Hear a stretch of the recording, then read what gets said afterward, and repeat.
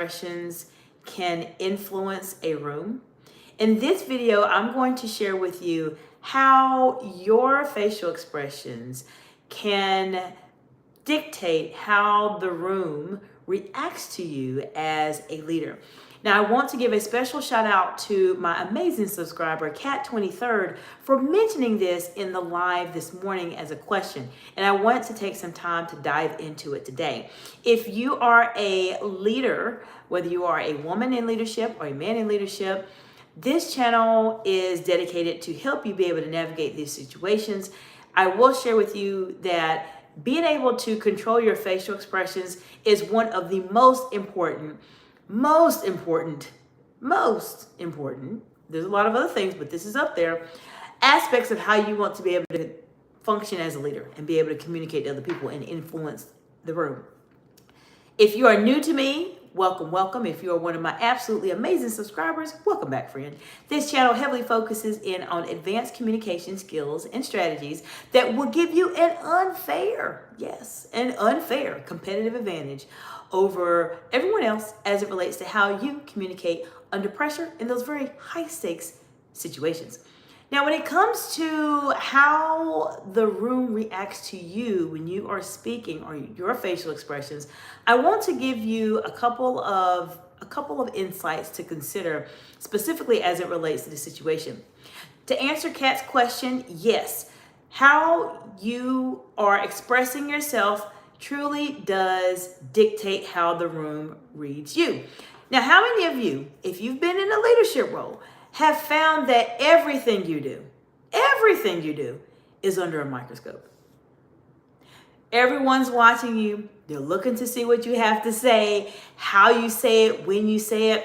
Believe it or not, I talk a lot on this channel about how to read people, but I will tell you some of the more impressive readers of people, I would say, would be some of your coworkers or your peers that look up to you and want to learn from you and want to watch everything that you do. This will be the most common scenario that you will see as a leader, and I want to share with you how your facial expressions can truly dictate the reaction your team has. There's a couple of facial expressions, and I'm going to focus a bit more on the lower third of your face, which would be your mouth. If you're not familiar with the rule of thirds as it relates to your face is divided into different thirds. We have the first third, the second third, and then the lower third here. So we're going to focus on the lower third today. When you go into a room and you are saying hello, if you say hello with a smile, then your audience that you're speaking to is going to think this person is friendly and in a good mood. If you go into a room with a frown, then this person will, the audience is going to think this person is in a bad mood, right? But if you go into a room with nothing, then people are going to be guessing what exactly is this person doing. So let's talk about that in just a moment. I want to say hello and welcome to those of you watching the live today. Let me know what part of the big, beautiful world you are joining from today. And let me know if you have been a leader that has wanted to influence a room, or maybe you've noticed that everyone watches you as a leader. Put it in the comments below. Let's talk about it. I want to say hello to Harper Blue 9997. Hello, Harper. Hope you're doing well today. As I mentioned, you have a couple of things you can do when you're entering a room. You can smile, you can frown, you can look stoic and have no expression on your face. All of those expressions will impact the people that you are communicating with and the audience that you're going to be interacting with. Let me give you an example. If you are a leader and you are working with your teams, and let's say, for instance, you have a hard project, there's a challenging situation that you are dealing with specifically, and everybody in your team is feeling it. It's hard, it's a hard project, it's very difficult, and maybe they're just tired. If you go into the room and you know your team is tired, and you walk into the room and you walk in just looking sad, like, oh, hey everybody, how are you doing today? Then your team is going to pick up on your energy and they're going to say, you know what, this project is horrible, we're doomed. Literally, you as the leader carry so much influence and so much power that sometimes you don't realize it. And your whole team will follow you and they will follow your facial expressions and your energy also. Therefore, if you go into a room and your team is struggling, don't go into a room looking just as sad as they look. It is important for you to not mirror them in that particular situation, although there are times when you want to mirror someone. That's more of an advanced skill for leaders. But in this case, if you know your team is struggling with something, be the person that can walk into the room with a smile that can uplift the room and have everyone feel better. This is how you can start to inspire people, by being the person that has a bit more positive perspective on a challenging situation compared to how normal leaders or average leaders that are not subscribed to this channel would react. They would most likely react with, oh, I'm so tired also. How are we going to get through this, everybody? If you want to be an average leader, then do that. But if you want to be someone that stands out from everybody else, go into a room that's challenging, a project that's hard with your team, and show them a smile. Show them, let them know that everything's going to be okay. All right, let me go to the chat really quickly. We have Sonia Elizabeth, Gerardo. Hope you're doing well today. Hello, hello. We have Patricia Morphin. Hello, Patricia. How you doing? Well, hope you're doing well today. Let me know what part of the big, beautiful world you all are joining from today. And have you ever been influenced by someone's facial expressions? Have you? Put in the comments below. Let's talk about it. I just shared with you how your facial expressions can impact the room, and it truly will dictate how the room responds to you, especially if you are in a leadership role. If you come into a room, as we mentioned a few moments ago, let's say, for instance, you come into the room with a frown, or you come into the room with no emotions on your face, the audience or your team or your peers are going to say, looks like he's having a bad day, or looks like she's having a bad day today. I think I'm just going to be quiet. Then the whole entire room is reacting to you because they're reacting to the way that you are communicating non-verbally with them. Now, how can you adjust this? How can you go into the room, know that you feel tired, know that you're exhausted, and say, how can I put on a happy face? Literally. How can I do that? Well, a couple of things I want you to keep in mind is that you have a lot of influence. Therefore, when you go into those challenging situations, you have to think of it as, I know I'm tired and I know I'm exhausted, but I want to be there for my team. I want to be able to support my team.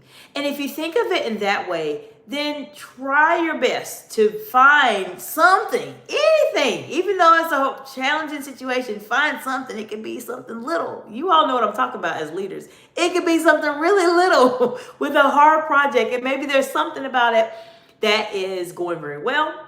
There may be something about your project or initiative that is meeting the metric it needs to meet. For everybody, find something. Find something that will put a smile on your face. And when you walk into those rooms, when you know your team is going to take a look at you and watch you very closely because you are the leader, then think of that positive aspect of the project, the initiative, whatever it is that you are working on. Think of that positive aspect, and that will help you to at least go into a room, show an authentic smile to the people that you are speaking with, and help them to feel encouraged and inspired about the project and the next steps that you are going to deal with. One of the aspects that a lot of my clients that I work with in a one-on-one setting talk to me about, because I work with a lot of women in leadership, they tell me that I want to be a thought leader. I want to be inspirational. I want to be charismatic. All of these traits are incredibly important traits, especially if you're communicating in those very high stakes, high pressure situations where the room is watching you, you're more visible, maybe you are on the news, maybe you're on camera a bit more on social media. It could be so many things. But in order for you to develop some of those skills, being inspirational, motivational, and all of the things I shared with you, what I just told you is a powerful strategy that you can start incorporating to be that leader that stands out, to be that leader that is inspirational, and to be that leader that can motivate your team to go to that next level. Inspiration, motivation, all of those are important, but unless you have it in here and you feel it in here, it makes it very hard for you to deliver that message, which is the reason why many people that are leaders are not inspirational, they're not motivational, because they simply have not taken the time to think about what are the things that are going well for them. I do want to share with you, while we're talking about this subject specifically, there is a book that I'm reading right now called The Big Leap. And one of the chapters in the book focuses in on, and I'm not too far into the book, about 40 or 50 pages into it right now. But one of the central themes of the book is that oftentimes as individuals, we have a internal thermostat, and I'm going to go into it a bit more, and then we'll circle back around to the topic. But we all have an internal thermostat that we are working off of.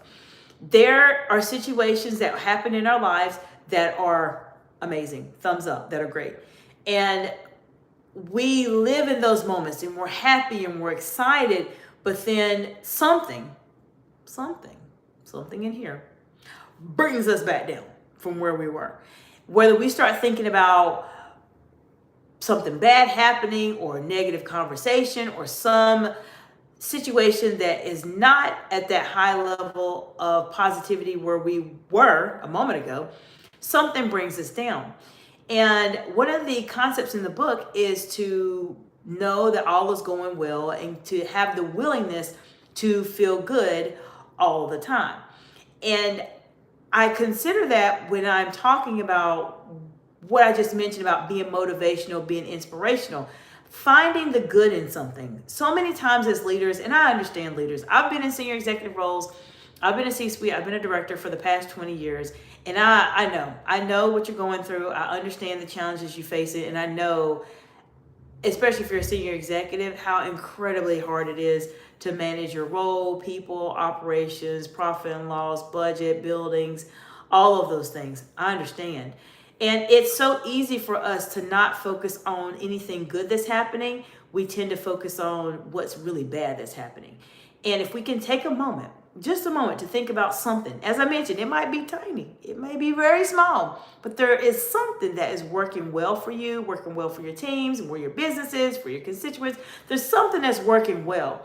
If you can keep that at the forefront of your mind and showcase the excitement that you have about that one thing that might be very small, you will put yourself in a situation where you can be that inspirational and motivational type of thought leader for your organizations, your community, your businesses, and etc.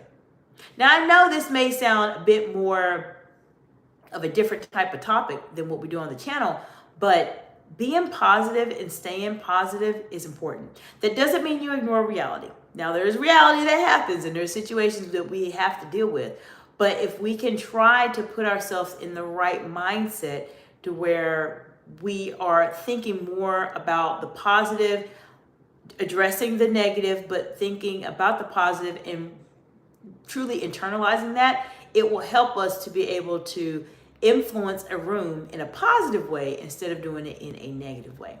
Once again, I want to give a shout out to Kat 23rd for this topic. This was a very interesting topic, and I appreciate her so much for mentioning this question during our live today.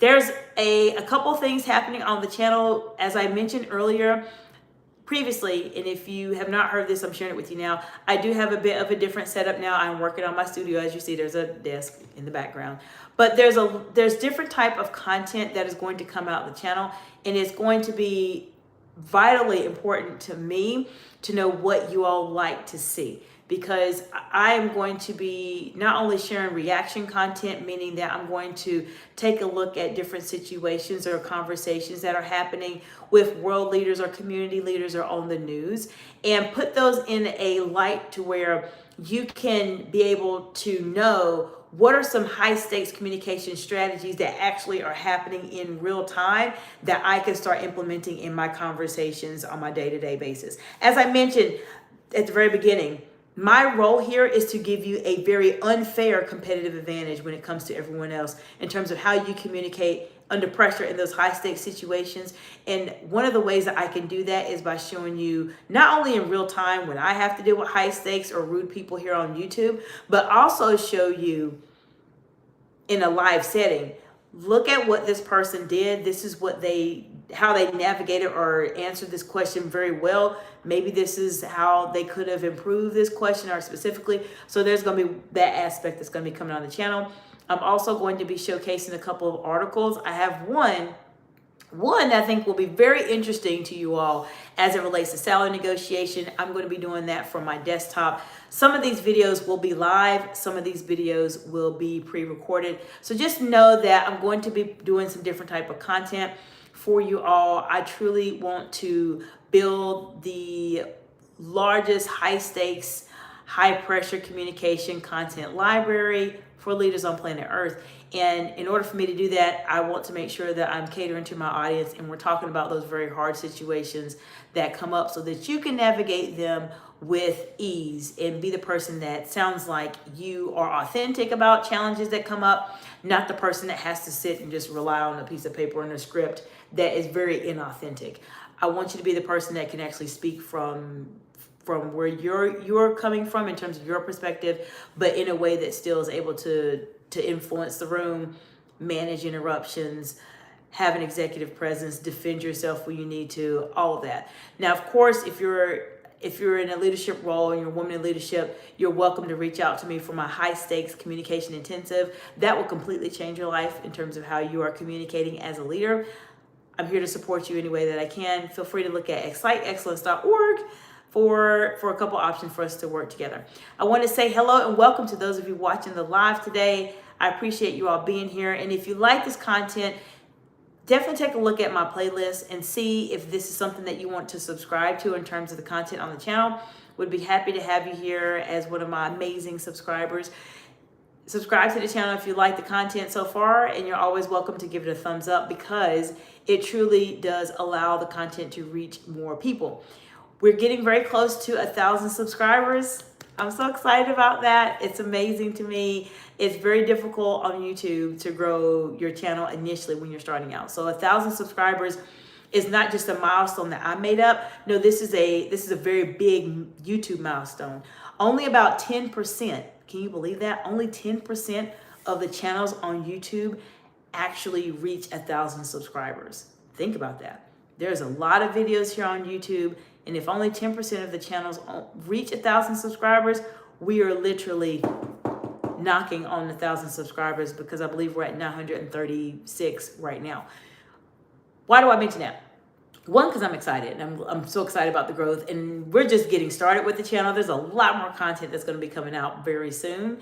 But the other part of it is I want to do a poll with you all as my audience to see what do you want to do when we reach 1,000 subscribers. There's a couple of options that I'm considering, and I'm going to be doing a poll on this probably for the next couple of weeks to see what you all think. I'm going to do it on all of my social media accounts that I have to get some insight in terms of what you all want to do when we reach 1,000 subscribers and give me some feedback so that I can know exactly what it is you want to do. It will be an ongoing poll, so you may see it a couple of times. You don't necessarily need to vote for it more than once, okay?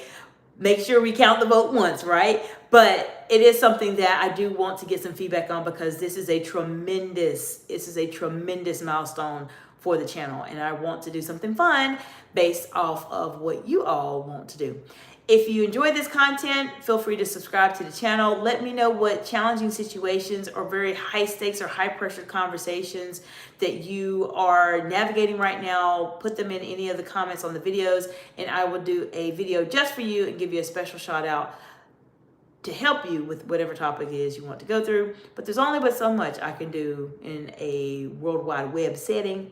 There comes a point where you need to work with me directly. So you're always welcome to reach out to me at executivecommunication.org, and I'll see you all in the next video.